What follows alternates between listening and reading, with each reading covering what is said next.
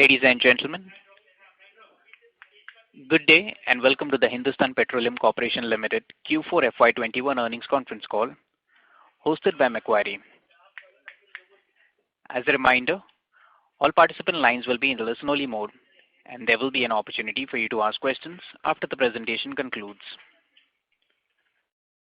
Should you need assistance during the conference call, please signal an operator by pressing star then 0 on your touchtone phone. Please note that this conference is being recorded. I now hand the conference over to Mr. Aditya Suresh, Head of Research India at Macquarie. Thank you and over to you, sir. Thank you and welcome to this post-results earnings call with HPCL hosted by Macquarie. HPCL management team is hosted by Chairman and Managing Director Mr. Surana, Director of Finance Mr. R. Kesavan, ED Corporate Finance Mr. R. Naran. The conference call would run for about 1 hour. Management has prepared remarks and we follow that up with Q&A. With that, I'll hand the call over to you, sir. Thank you, Aditya. This is Surana here, and good afternoon to everybody who has joined the call. Thanks for taking time in and for your continuous support and interest in HPCL as a company. And we do value our relationship with all our investors for being continuously so positively inclined to us and so supportive of it. To start with, the last year had been quite an eventful year where we saw at one end the outbreak of the global pandemic, which led to demand contraction, I will put it, because we can't tell it is a destruction yet. And then it was followed by a smart recovery. The year ended with an aggregate demand being 91% of what it was there in the previous year. And then after that, in the April month, again we had a second wave. As far as the prices were concerned, crude prices were volatile, mainly because of the overhang of inventory, efforts by some of the major producing countries to cut down the production, and there was a demand contraction which saw some sharp price fluctuations during the year. It did change the way the business is being done.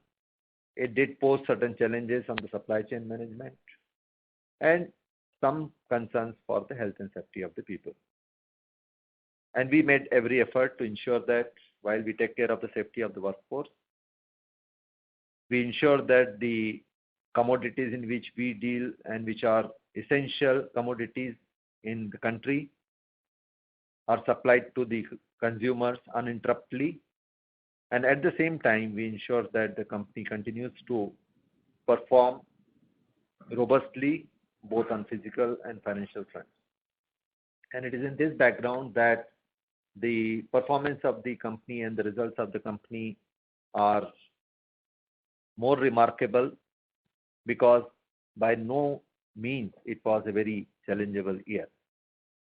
So as you are aware, HPCL posted an all-time high profit after tax of 10,664 crores, which was higher than any point of time earlier, with the highest ever before this was 6,356 crores. And the EBITDA was 18,714 crores. The GRM for the year was $3.86. Normalizing for the inventory, it was $1.87. And in this, when we come to Q4 we had the profit of 3,018 crore, that is PAT. EBITDA was 5,211 crore. The GRM was 8.11 crore. Normalizing for the inventory of $4.61 per barrel, it was $3.50 per barrel. GRM was $8.11 per barrel, I'm sorry. With a normalizing for inventory for $4.61 per barrel, it was $3.50 per barrel. On the business, the overall revenue was 2,69,243 crore. And the Q4 revenue was 84,905 crore. During the year, our refineries ran at 104% of their capacity, and that is quite commendable in the sense that the industry, almost all the other companies ran below 100% capacity. The industry average was 89.7%. Versus that, HPCL operated its refinery at 104%. I think I did share with you that in the earlier part of the year also, when the demand has contracted to 50 to 60%, also we have maintained the refinery throughput. And the company, that was a calculated call, and the company did get the benefit of it because we could process some of the lower price crude and get the product available to us, so that we are not required to procure it later, because HPCL sells more than what it produces on its own. And that call did play well for the company and is also reflected in the overall performance. On the marketing front, while the overall industry degrowth because of the lockdown, etc., was in the range of 9%, HPCL degrowth was only 6.6%. So to that extent, we did get the market share in various products during the period. Even on industrial products also, company concentrated on the value-added products more, which might not be reflective in the volumes, but it is definitely reflective in the margins.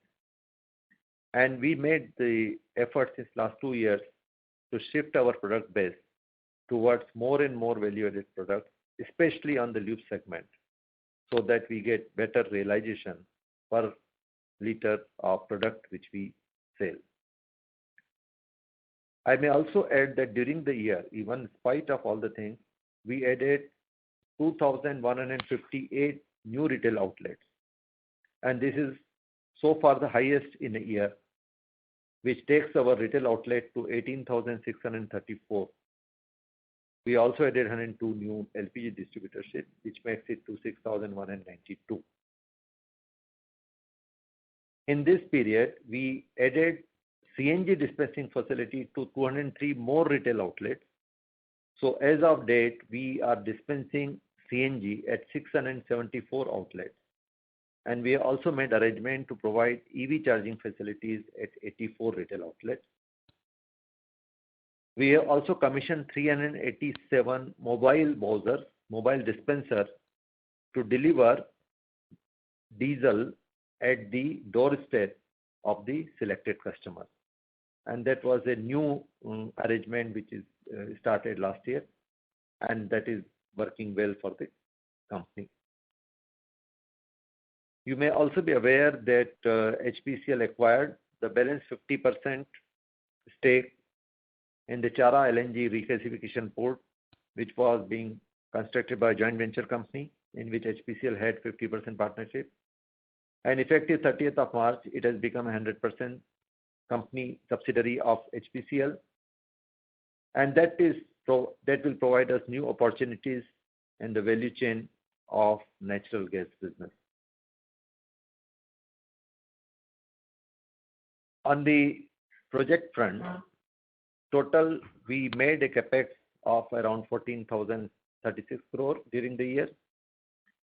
And barring the lockdown for 1.5 months, we picked up the LPG site, all our project sites quickly, and all the projects are progressing. Our Mumbai refinery expansion project is likely to be completed in this quarter, and we will be commissioning it in the first month of the next quarter. Our Vizag refinery expansion projects, all the units are in the advanced stage of construction, and we are hopeful of completion in this financial year, 21-22. Our bottom upgradation, that is resid upgradation facilities for Vizag, are also likely to be completed in the calendar year 2022. Our pipeline projects, that is Vijayawada Dharmapuri, Hassan Challapalli LPG pipeline and Barmer Palanpur pipeline, are either on schedule or on ahead of schedule. During the year, we have added infrastructure facilities to add further LPG bottling capacity to the extent of around 270,000 metric ton per annum.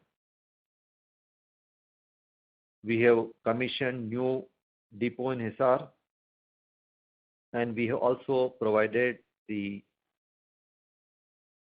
railway wagon facility at Madurai, apart from various projects which we are doing.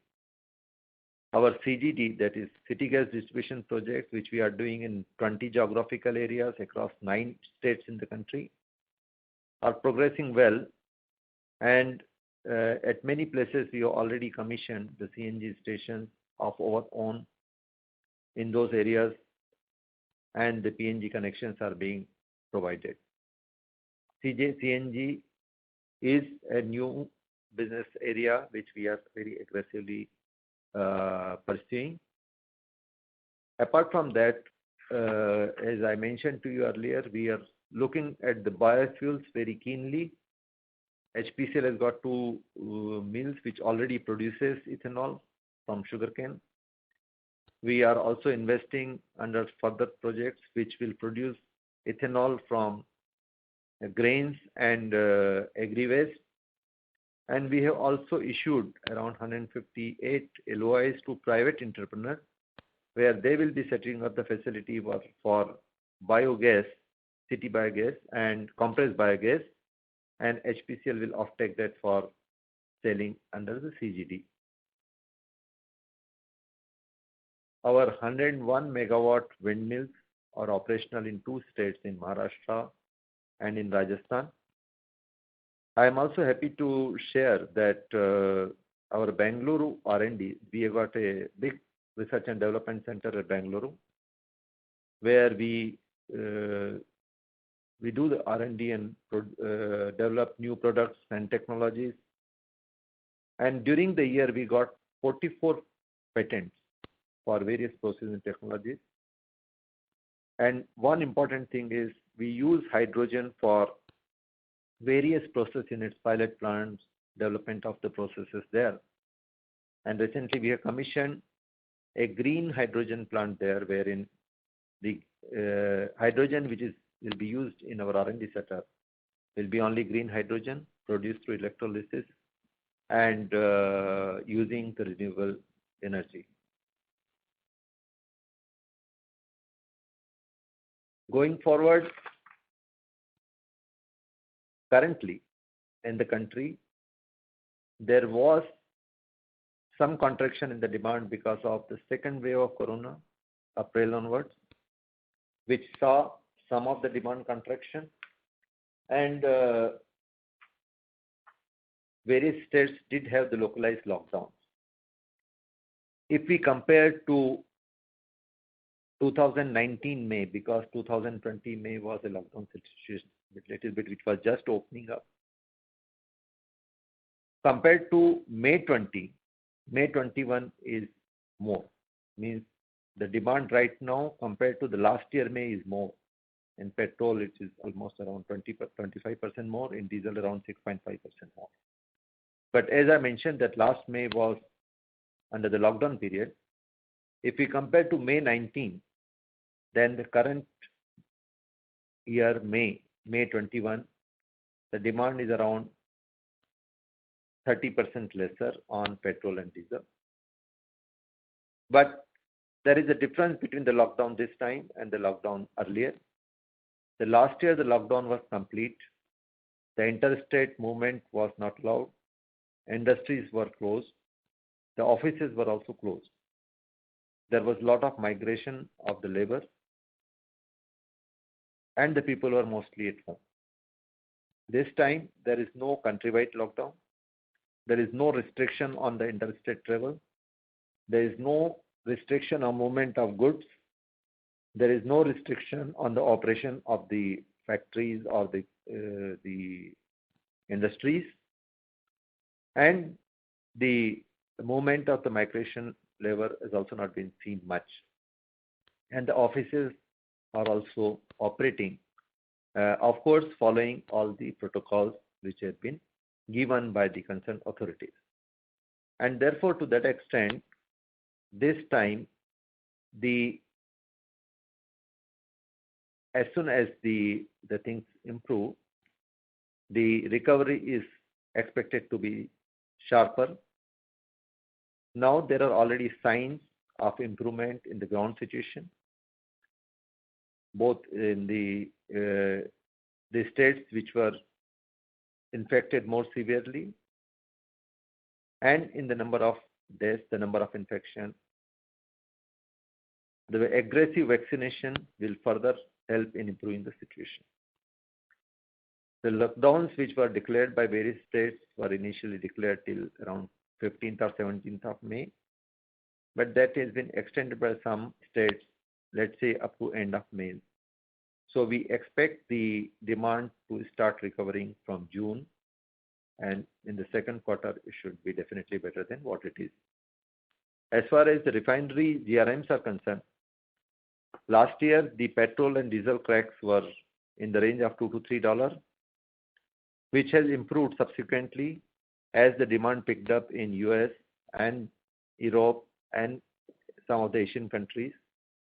And the current, if you see today's spot cracks for petrol and diesel, it is around $8 plus, which has resulted into improvement in the Singapore GRMs.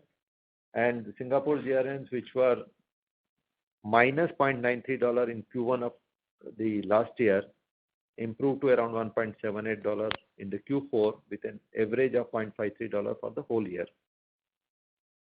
Currently, the spot today's Singapore GRM in the range of $2.18, and the projections are that it should improve further from there. And because some of the inventories has already got exhausted, the demand is picking up. In spite of the current second wave and the scare, it's likely that the demand should pick up sooner because there is also a learning from the previous time. And so our expectation is that the GRM should improve from here, and the demand should recover in the Q2 starting June. On the crude price, there had been an up and down movement from in last 4 days, let me put it this way, between $70 to $65, depending on the discussions which are happening related to Iran. And any positive movement on that should keep the crude prices on the lower side, which is helpful to refining and marketing industries because it reduces the cost of the fuel which we burn, which helps in GRM, and it reduces the margin on the pressure on the marketing margin for the consumer bearing states.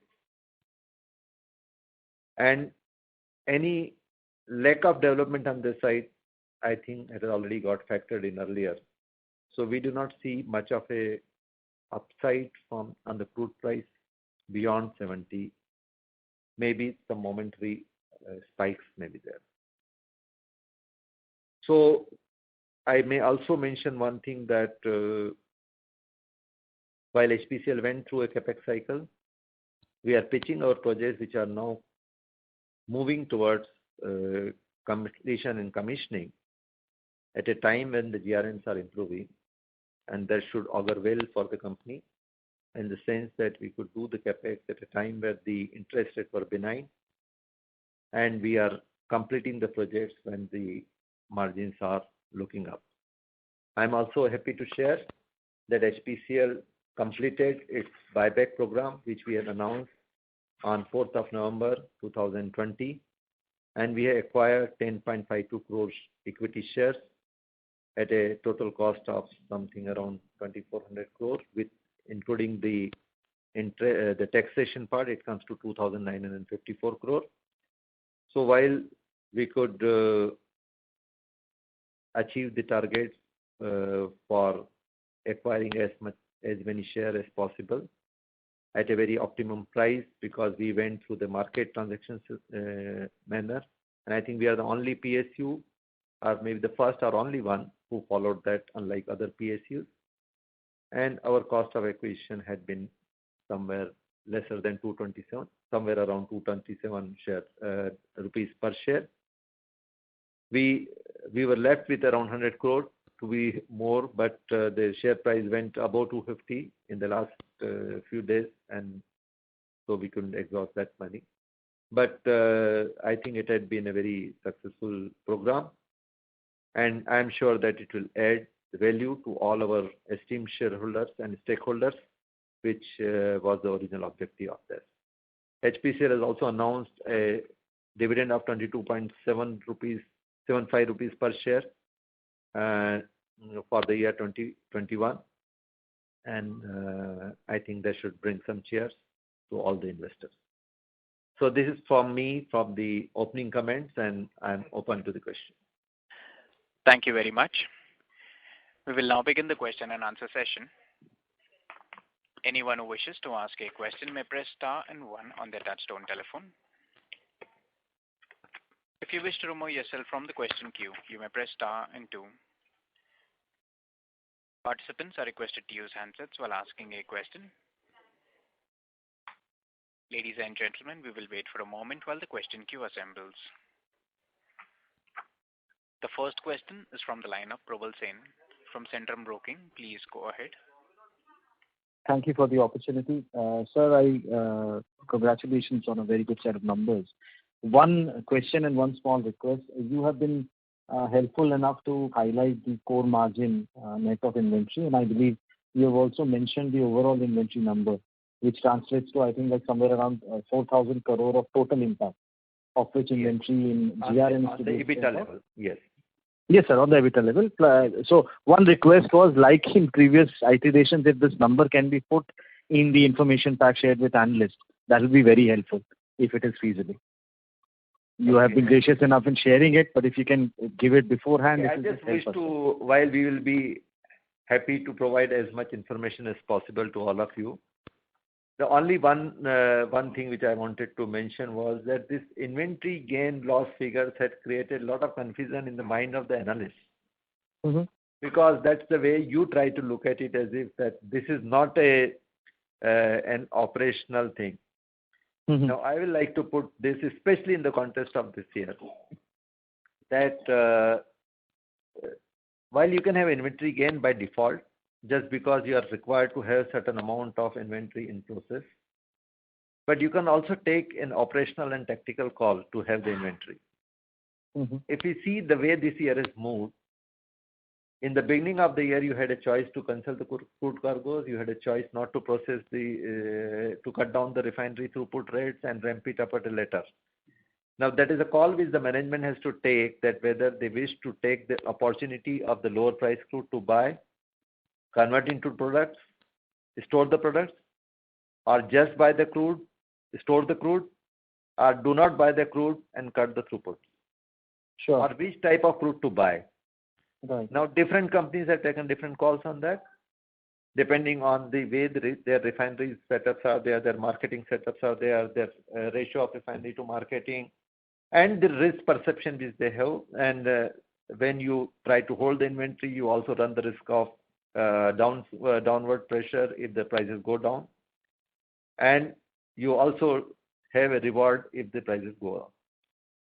Now, what happens is, over a period, because of course we did not see the situation, and people, because we are used to a particular way of operations and the thinking, we always tend to assume that inventory gain and loss is as if it is just a default mode, which is not the case. Yeah, and therefore, I appreciate that. And therefore, now the set of numbers which HPCL has generated yesterday, and you would have seen somebody else's numbers, and you will see other companies' number also. Yeah. And you would have been seeing the differences in the numbers over a period of time. And if you really see this year, quarter after quarter, we have produce the numbers which are, in my opinion, are better than the industry. And that would not have been happening by default. So there's a call which the management has taken. Yes, I do agree that there are possibilities of a risk, but that is what the management is to take. And it has given us the reward. We had worked out various cases in terms of how the demand will pick up or not pick up. And I'm happy to share that the projection which we had internally are quite close to the way it has played out ultimately. And we spent a lot of days and time initially in the month of April to work out those scenarios and possibilities and probabilities and all that. And we have worked out various models on that. And based on that, we took the call that if we produce how much, and of course, HPCL infrastructure and agility did help on that. But so that's one reason. So there has been some confusion, and I think I will just submit to all of you that should be kept in mind. Absolutely. No, I appreciate the very detailed explanation of how that's played out. GRMs also. We assume that we reduce the inventory gains or loss from the gross GRM to get the adjusted GRM, etc.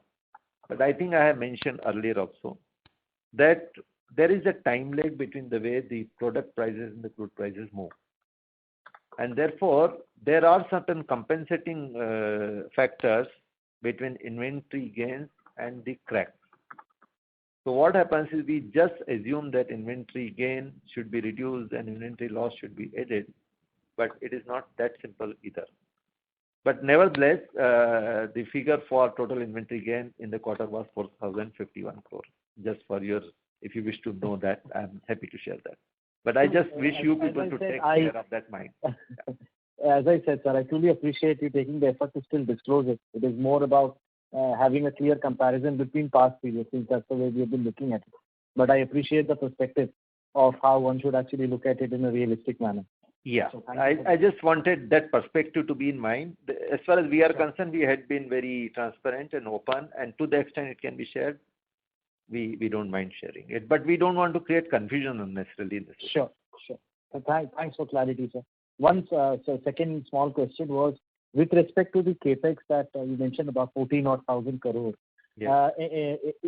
FY22, you mentioned about the various projects.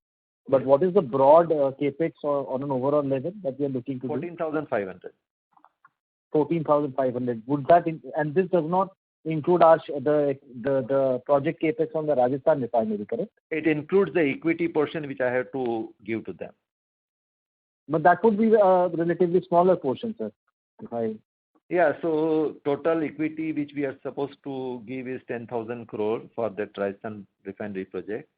Okay. Some part we already given, some part we will be giving over the next 2 years. So basically what happens, the projects which are on our balance sheet, the whole capex is included.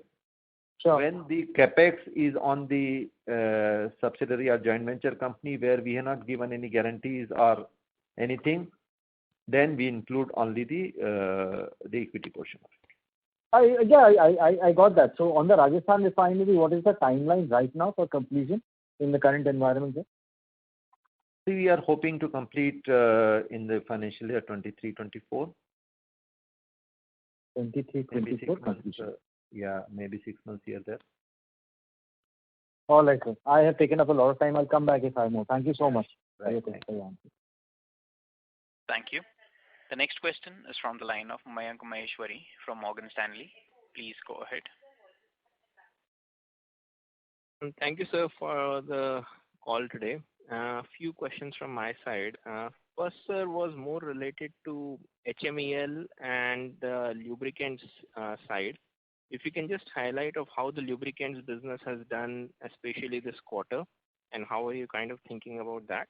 And on HMEL, can you just help us with the profitability? Because this quarter, when you look at fourth quarter, the difference between consolidated profit and standalone profit was not much. So just wanted to get a sense of what's happening on that front as well.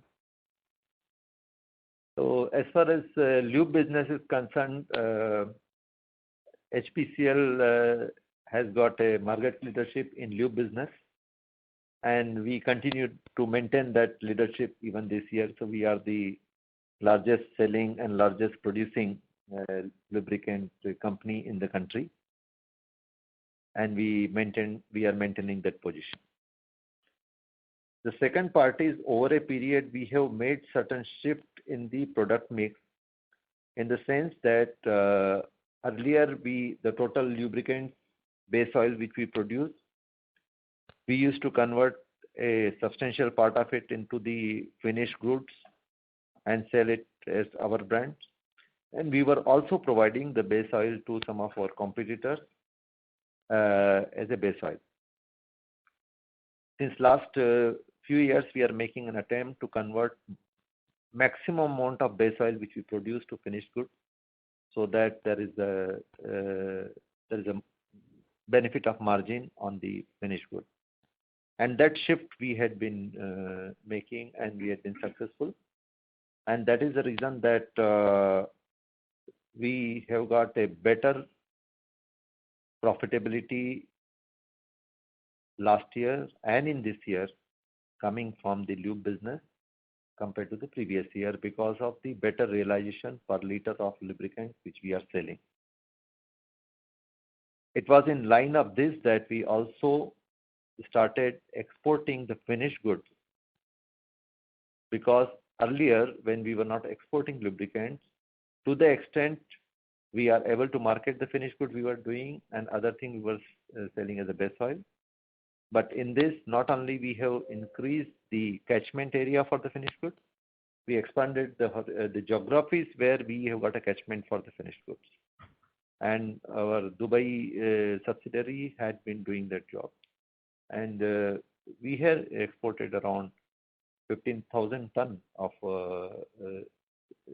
lubricant there in various countries. Around 14 countries we have given, with a good realization of that.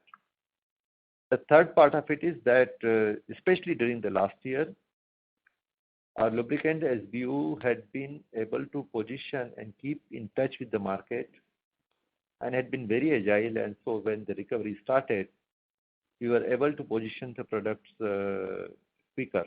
And that is why you would have seen in the earlier quarters, our pickup was much faster than that. I can also mention that as far as our B2B business is concerned, what we call is the direct sales business, where we sell bitumen, whether we sell diesel to direct industries, and some of the other products, MTO, hexane, FO, VLSFO. That SBU also did extremely well during this period in terms of profitability. Now coming back to HMEL. HMEL had a positive margin in this year, and they have generated a positive number, because that is not a listed company and that is a joint venture company with a foreign partner. So I won't be revealing the number right now, but I can confirm to you that HMEL has made profit in Q4, as well as that they have been in profit for the overall year also. The consolidated numbers may look different, because we did have a loss in MRPL while Q4 MRPL did make some profit, but overall year-wise they were in loss. As far as GRM is concerned, HMEL still continue to maintain best-in-class GRM. And sir, any details around the timeline on project completion in HMEL as well? We are expecting that also to be getting completed in calendar year 22. Thank you. Thank you. The next question is from the line of Amit Rastogi from UBS Securities. Sorry, calendar year 21. HMEL Petchem project will get completed in this year. Mr. Rastogi, you may please proceed with your question now. Okay, thank you. Sir, first of all, congratulations for accepting the shareholders' request for a successful buyback, and also handsome dividends being given from the company. And I think this is really being shared by the shareholders as well. So now I have two questions. One with respect to the refining capex as a whole. So if you look at last few years, we have been doing a lot of refining capex and modernization, upgradation, and maybe Euro 6 regulatory capex as well. So what do you think is that after completion of these projects, because we are now very close, Mumbai refining expansion is already nearby, and Vizag you mentioned about 2022. What is the outlook on refining capex after this? Do we put a break over here and focus mainly on marketing? And so what's the outlook on this side?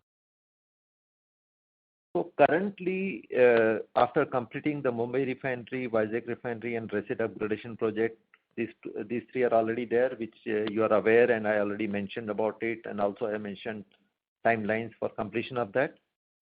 The only other thing which we are working on the refining side is something on the lube side, and we are working on a DFR on that, but that is not going to be that big a project. It may be, let's say, in the range of 1,500 crore or so, but we will time it depending on when. But we are working on a DFR of that because that is additional value addition as far as Mumbai refinery is concerned. In Vizag refinery, as far as refining side is concerned, I think we would have saturated that as far as the capacity is concerned, unless we want to do something in later, but we are not thinking on that right now. Bottom upgradation project will definitely bring a lot of value to Vizag refinery. We are expecting their GRM to be in the double digit from there after the bottom upgradation facilities are completed. And then if we want to do something, it will be more towards petchem side on both the refineries. That's what.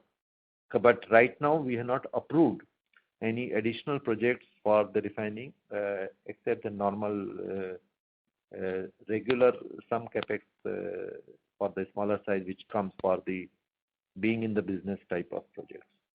But I can also tell that HPCL as a company, maybe traditionally because of our intelligence also, we always do some smaller debottlenecking, some improvement, some innovation, which may be bringing some sense at a very low cost. And I can share that we have set up an idea management process wherein any employee can generate an idea, and which is taken through a full 5-stage process till it fructifies, and that is monitored that the benefit of that are realized for 18 months before we consider it as a part of the system. And that is called Idea Junction. And I think we may be one of the few companies who got that systemic process to promote the idea generation within the company. And the last year, the benefit realization because of the idea generated was in the range of 200 crores. And in that, 32% of the employees participated, that at least 32% of the management employees has given some or the other idea. And we have got a method of rewarding the employees for giving the idea. The person who gave the idea, he gets some reward. The team which implements, does they get reward. And that is in line with the benefit which the company generates. So going forward, those type of things will keep on coming, and that is their low cost, good value thing. But otherwise, on the refining side, the Rajasthan refinery will be the one which will be completing. And in the Rajasthan refinery, after completing the project which is already approved, there are opportunities on the petrochemical side downstream of that. Okay, sir. So broadly, you're saying that as of now, refining capex will get concluded in this financial year, and after that, maybe the efforts. This and next, maybe, because residual payments are normally will be there after that also. Some licensor payments, PPGs, some further things. But yes. And sir, we have actually accelerated our retail fuel expansion with really highest ever addition of retail outlets in this financial year, and despite the challenges on the ground. So what's the outlook? Does it help us in gaining a market share from the peers from the private sector? And what is the outlook for the next 3 years of retail outlet addition, which we can look forward to? See, with the growing demand of the fuels,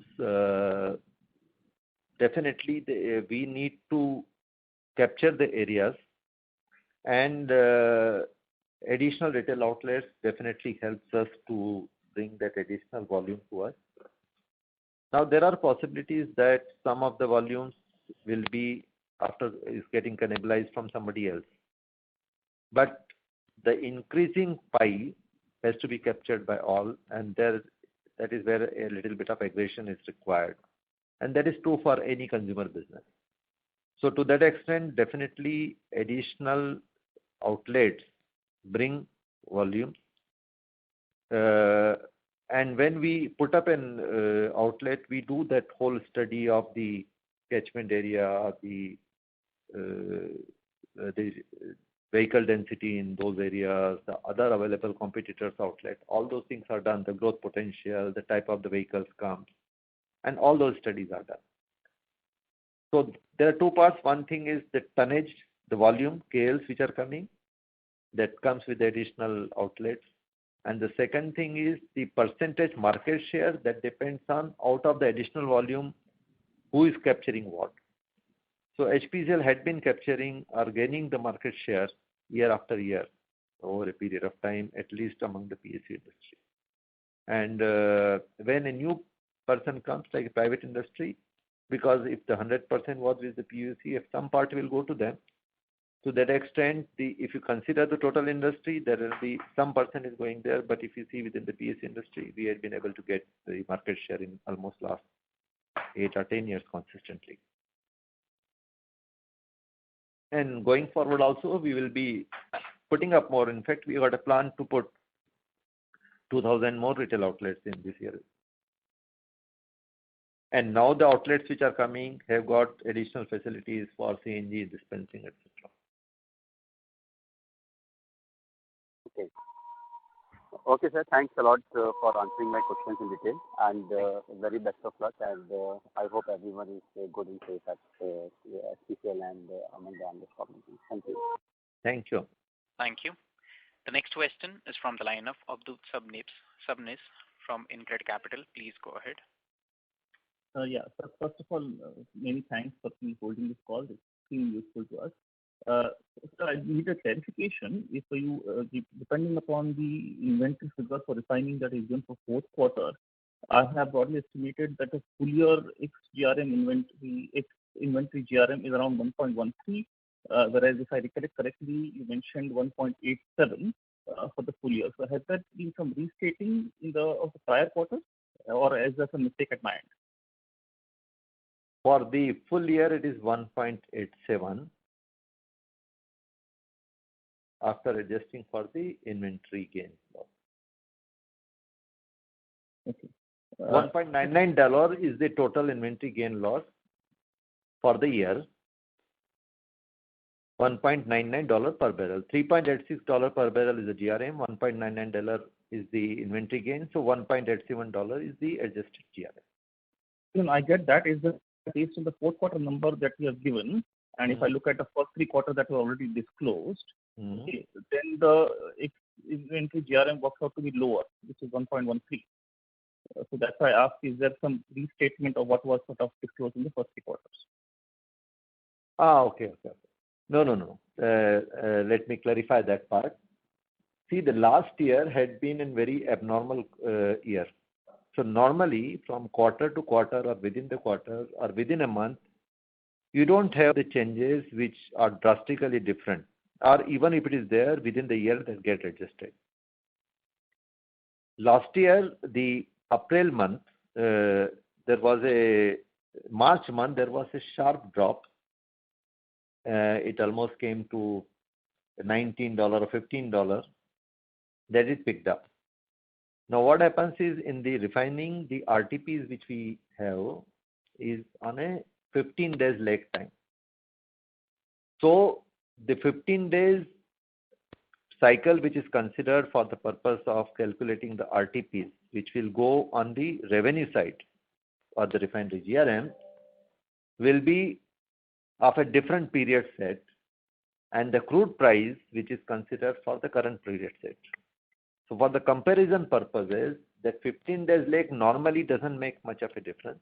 It continues to be, it will be hardly anything. So we don't make any changes. But the last year we realized it for the first time, and I believe that other companies had already been adjusting it. We had not been doing that. So we have brought the crude pricing and the product pricing in line of the period which we are considering, so that it is reflective of the true picture and comparable to the benchmark. It also helps that while the reported GRM or the profit and loss of the company will continue to be the same, there is no difference to that. But when this inventory gain, which I mentioned to earlier, that because we have got a tendency to just deduct if there is an inventory gain involved, so it is to give quite wide fluctuation between the actual GRM, reported GRM, and the core GRM, but which is not the reality. So this makes the things slightly more true to the reality, wherein we are considering the crude price for the same month and the product price for the same month. And that is why the Q4 we brought that change in the system, and that is why you might be just adding up, might not be adding it up to it, but this will be the true reflection, and going forward this is the way it will be reported. But to say again, it doesn't make any change to the financial account. It is only the representation for the analysis part of it, and that's why you may not be getting the sum total of that. Understood.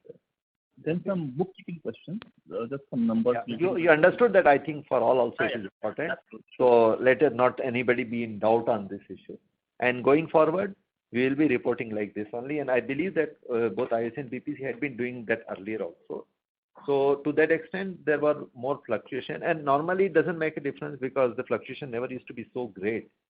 But the last year was the first time, and we also realized that there is some thing which we need to start factoring in, because the timing, the period bucket should be the same. Yeah. Yeah. So next, some bookkeeping questions, basically related to financials. Firstly, on the interest costs, how much was capitalized in FY21, and what was the forex gain for the full year? Can I just run through the questions, or do you want me to take one by one? No, you can tell all the questions so that I can answer. Yeah. So first is interest capitalized, second is forex gain, both in interest expense. Third is the lease liability. In fact, if we could sort of give the forex, keep the total debt with lease liability, because that's directly comparable to your peer group, and subsidy dues as on March. And lastly, if you could throw some light on why the staff costs went down quarter-on-quarter from 883 crores to 435 crores. Thanks. No, what is the last question? The staff cost, went down from 883 crores in third quarter to 435 crores in fourth quarter, as to whether there is any sort of commentary relating to that. Okay. So let's say the first start with the subsidy view, I suppose, because that will be the easiest to 304 crore. Yeah.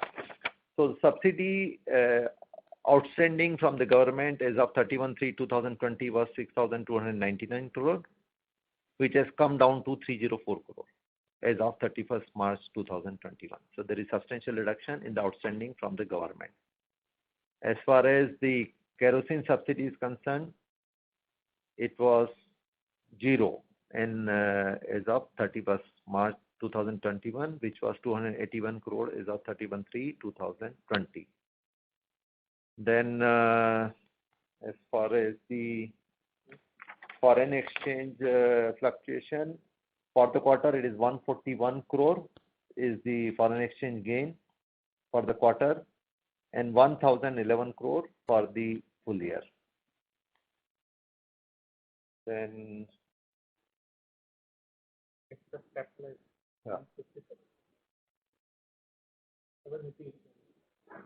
the capitalized interest is 781 crore. And last year it was 709 crore. Lease liability.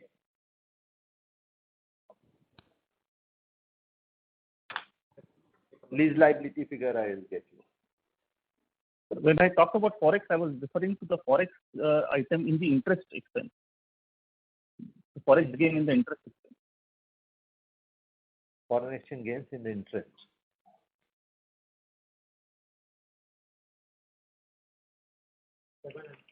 Hmm? 7 this year, 7 crore.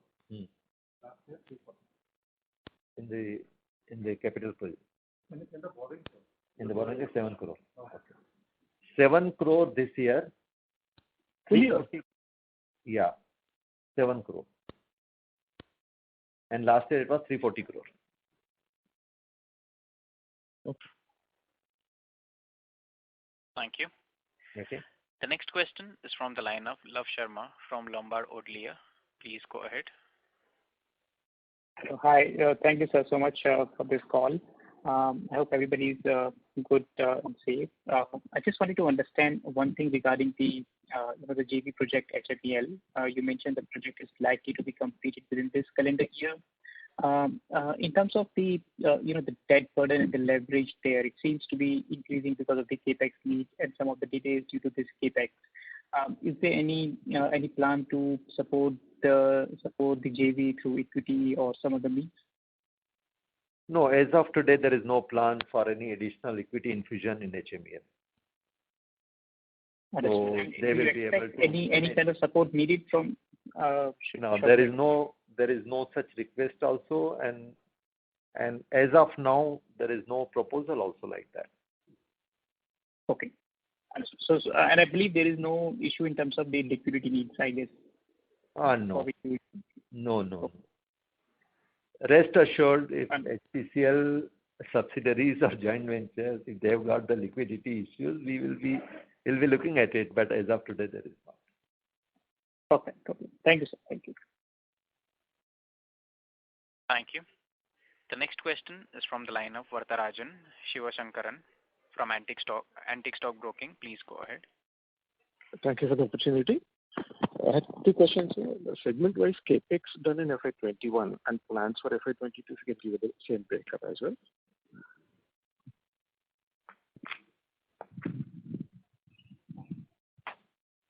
So in 2021, as I mentioned to you, we did around 14,036 crore. Out of that, around 6,000 crore was on the refining side. Approximately similar on the marketing side. Let's say 5,700, and around 2,300 on the JV side for equity investment in that. As far as 21-22 is concerned, that is also almost the similar breakup with little bit here and there, 300, 400 crore here or there. Thank you.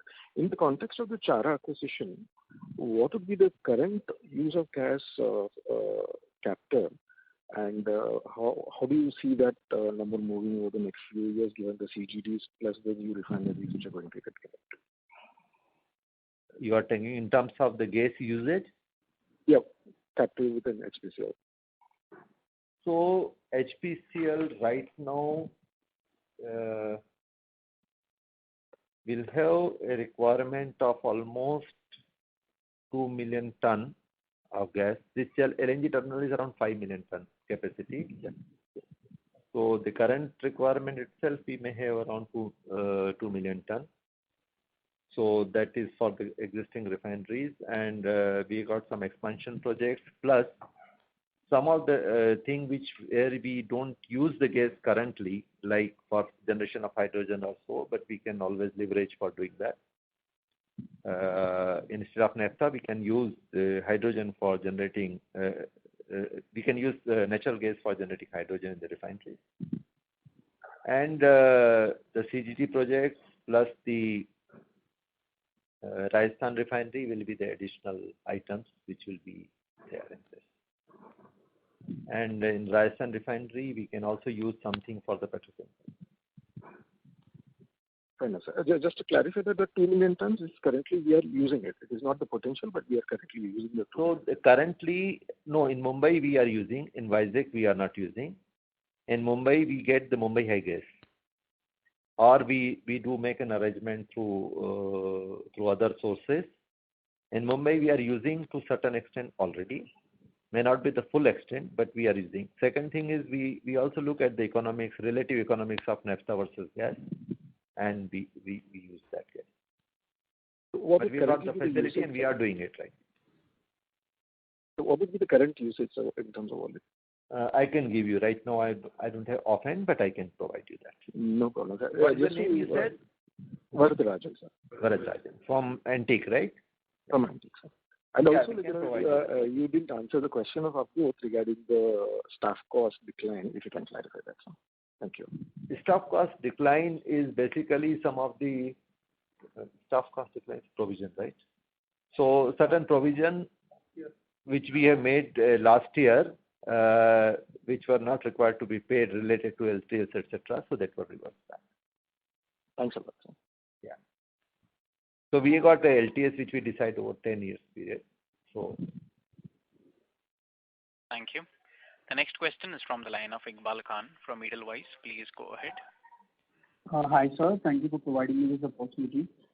First of all, congratulations for the very good set of results.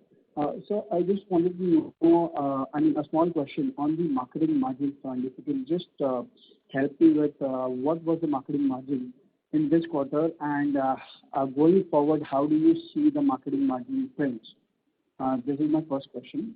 And the second question, I don't know whether you'll answer this or not, it's on the inventory gains breakup between marketing and refining. If you can help us out in that.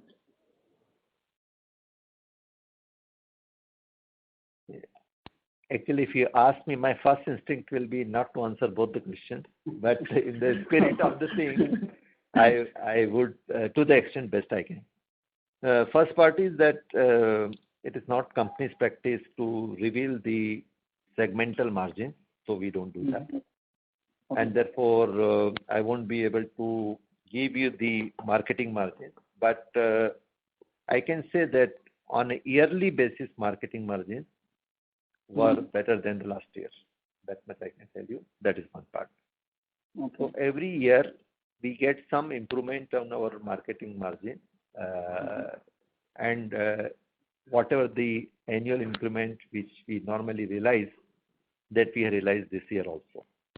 Now there may be differences between quarter to quarter, day to day, week to week, month to month, depending on various aspects, sensitivities, and the situation, and our perception on the way the prices are going to move. So that's the first part of it. Now the second part of it is that the inventory gains or losses. In the quarter, you can say that refining and marketing inventory gain losses would have been 1/3, 2/3 that type. Okay. Refining 1/3 and marketing would be 2/3. Is this what you said? Yes. Okay, so that was very helpful. Thank you so much for that. And sir, just one question if I may ask. I see there is throughput. 1/3, 2/3, 1/4, 3/4. 1/4 and 3/4. 1/4. Okay, sir. Directionally. Okay, yeah, got it. And sir, just wanted to know, since throughput, if you see, it has declined while. However, the current capacity utilization was around 104% in this quarter. It's not, it was around 13%. 115%. Yeah. Yeah, during the quarter. So, could you please help? I mean, obviously, last year the capacity utilization would have been lower because of the lockdown announced during March 2020. But despite that, just wanted to know as to how much, if in case the lockdown wouldn't have been announced, so how much would have been the capacity utilization last year? So first part of it that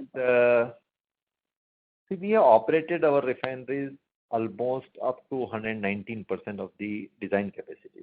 So there is a limit, technical limit, which you can do. That's one thing. Okay. That is the best we have done in the past. Okay.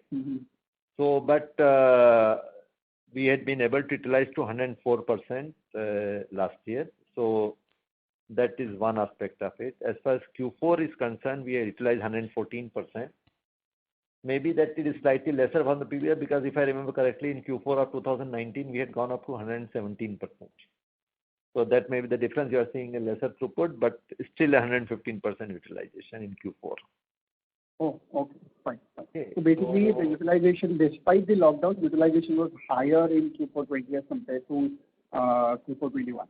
Yeah, because the lockdown happened only in the last 10 days. 23rd of March was the lockdown, if I remember correctly. Okay. Okay, but to tell you frankly, even in April and May month also, when there was a complete lockdown also, we have run the refinery to 100% capacity.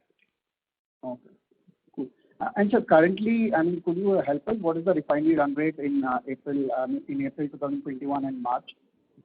So we are running our Vizag refinery and HML refinery to 100% capacity or more than 100% capacity. And Mumbai refinery, for a regular maintenance, we did take a shutdown, which was also to align with completion of Mumbai refinery expansion project. So in Mumbai refinery, we have got 2 trains. So one train, both the trains we took a shutdown, and the first train is already getting started. Might be the product will be out today or tomorrow. So we already that completed the maintenance, because in every 3 or 4 years we take a normal maintenance shutdown. So last year we didn't take because of the corona thing, and then we had taken on 1st of April. So the first train is starting. The second train will start with the revamp completed, and with that the Mumbai refinery would have increased its capacity by 2 million metric tons. And that is likely to happen by June or July mid. Thank you so much, sir. Thank you. This answers my question. Thank you. Ladies and gentlemen, that was the last question for the day. I now hand the conference back to the management for closing comments. Over to you, sir. So thank you very much for all the questions, and that shows that probably you know our company better than we know. Maybe that we had been too transparent on that, but HPCL believed that we should share as much information as possible, being transparent in whatever we are doing. And that's what we had been trying to share with you from time to time. In this effort, you all have been very supportive to us in providing us various inputs which you think, and we are open to all the suggestions which comes to us. We do analyze it and try to implement it as much as we can. I can only mention that with the completion of this capex, the profile of the company is changing. We have reasonably bridged our gap between supplying by production and marketing capacity, but still our marketing capacity will continue to be higher than our production capacity, and that is also part of the strategy, so that we are not required to reduce our throughputs even if there is a market contraction, which we tested in the last year. We are changing our product mix by getting petrochemicals, CNG, biofuel, and the renewable in the business, which provides more robustness to our business portfolio. It reduces our risk to that, and it adds to the margin. We are trying to increase the margins by bringing in more value to the molecules. So bottom upgradation facilities at Vizag is an effort towards that. We are trying to reduce the energy consumption in the refinery, which improves the efficiency, which reduces the OPEX, and it reduces the carbon footprint of the refining. And that is where we, in fact, I don't know how many of you may be aware that HPCL Mumbai refinery was the first refinery to go for an open access power sourcing for refinery operation. And by not operating our own GTGs, because we found that to be more economical and better environmentally also. And we keep on looking at those options periodically. And various efforts which we take, let's say ethanol blending, biodiesel blending. Ethanol blending, we were the best in the country last year, where we have blended around 6.16% of ethanol in the petrol, which reduces the carbon footprint of the products which we sell. And we will continue to make efforts to change and improvise our product portfolios, which are more profitable, which bring more value to our stakeholders.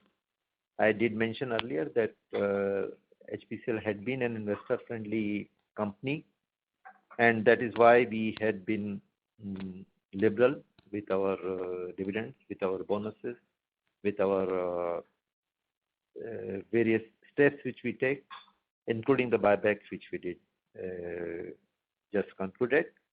And I hope that we continue to enjoy the confidence of the investors consistently, continuously. In this effort, we are also doing a lot of things for the country in its fight against corona, to help the countrymen. We are setting up 10 PSA oxygen generation plant in the country at various places.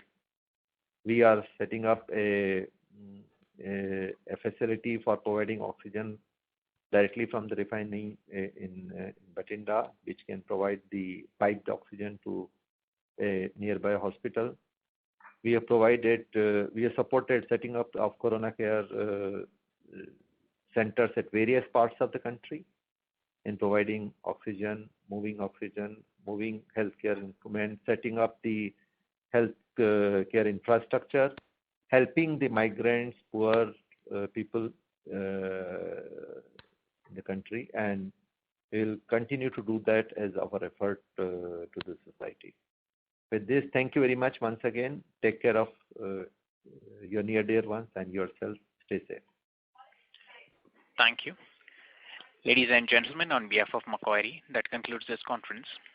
We thank you all for joining us, and you may now disconnect your lines.